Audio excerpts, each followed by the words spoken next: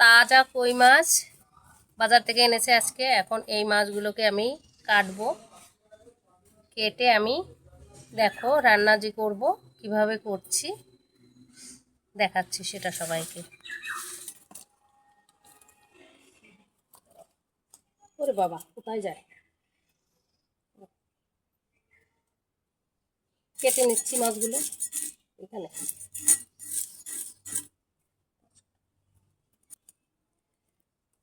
কই মাছ এইভাবে আগে ফার্স্টে চোয়ালগুলো কেটে ফেলে দিতে হয়, এই যে, তাহলেই ওর শক্তি কিন্তু কমে গেল। এবার আমি এইটাকেও কিন্তু এই যে ঠোঁট যেটা সামনে, এই ঠোঁটটাকেও কেটে সুন্দর করে ফেলে দেবো। এই যে এবার এই কাঁটাটাকে এইভাবে কাটছি, কেন এর ভেতরে যা থাকবে, এই যে এই কাঁটাটাকে এইভাবে কেটে এই যে এইভাবে এটাকে ফেলে দিলাম। এবার এই বাবা ডিম হয়ে গেছে মাছে। এর যে পেটের নাড়িভুড়িগুলো আছে এই যে এইভাবে আমি বের করে দেবো। এই যে পেটটা, এটাকে এইভাবে বের করে ফেলতে হবে, কেন এটা গলে গেলেই কিন্তু মাছ আর খাওয়া যাবে না, এর স্বাদ নষ্ট হয়ে যাবে।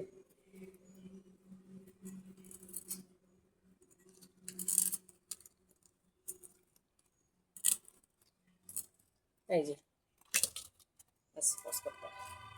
দেখো কিরকম হেঁটে।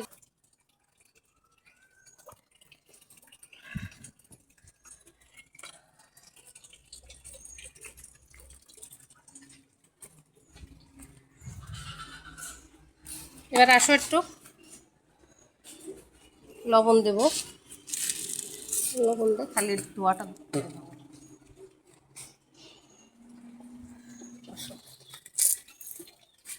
এই মা, খুব সাবধান এখান দিয়ে।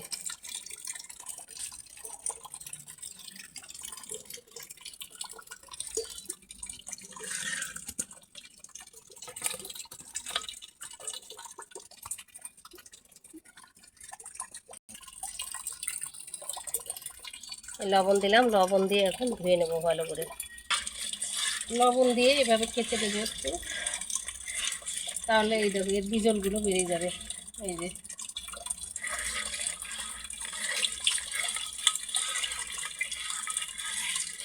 তাজা মাছ লবণ দিয়ে এইভাবে মাখিয়ে নিলে না, ওই যে বিজল বিজল একদম উঠে যাবে।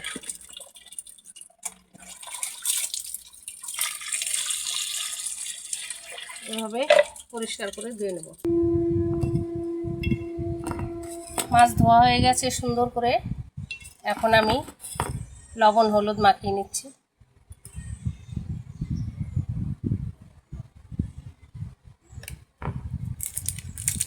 লবণ হলুদ, আর আমি এতে একটু কাশ্মীরি গুঁড়ো দেবো।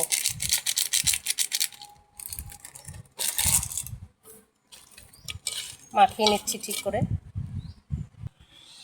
লবণ হলুদ আর কাশ্মীরি দিয়ে আমি মাছটা মাখিয়ে নিয়েছি। আর এখানে বড় সাইজের দুটো টমেটো কুচি, একটু কাঁচা লঙ্কা, শুকনো লঙ্কা, তেজপাতা আর জিরে ফোড়ন দিয়ে আমি মাছ রান্না করব। এখন আমি সর্ষের তেল দিয়ে দিচ্ছি কড়াইতে। তেলটা আমি একবারেই দেব, কেন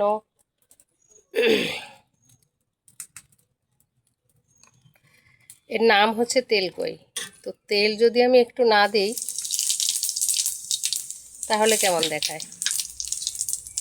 ফোড়নে জিরে, শুকনো লঙ্কা, তেজপাতা দিয়ে দিলাম।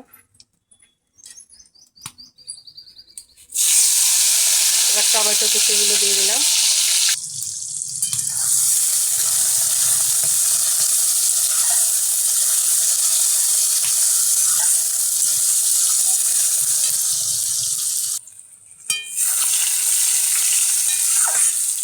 টমেটোগুলো ভাজা ভাজা হয়ে গেছে। লবণ দিচ্ছি, মাছে যেহেতু লবণ দেওয়া আছে সেহেতু লবণ কিন্তু একটু কমিয়ে দিতে হবে, হলুদও কম দিতে হবে।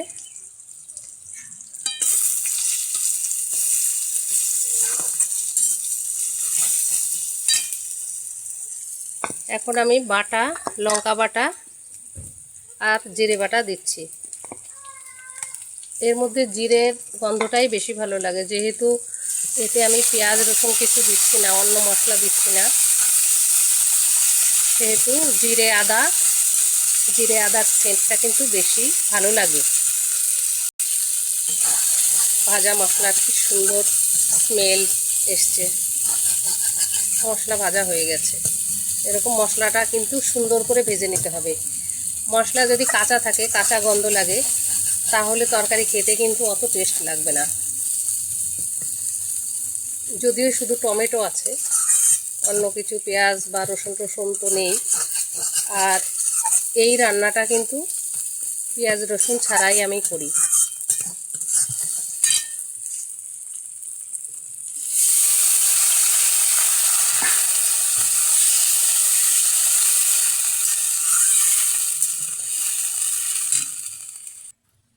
ঝোলটা ফুটে এসছে, এখন আমি মাখিয়ে রাখা কই মাছগুলো দিয়ে দেবো একে একে। যেহেতু তাজা কই, সেই জন্য আমি আজকে তেলে ভেজে নিলাম না। অনেক সময় মশলার উপরে এটা দিয়ে দিলেও কিন্তু খেতে ভালো লাগে।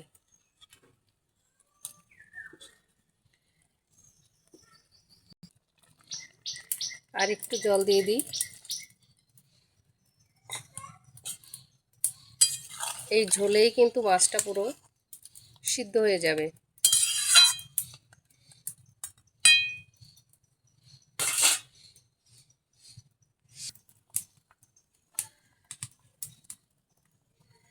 এখন আমি 2-3টে কাঁচা লঙ্কা দিয়ে দিলাম।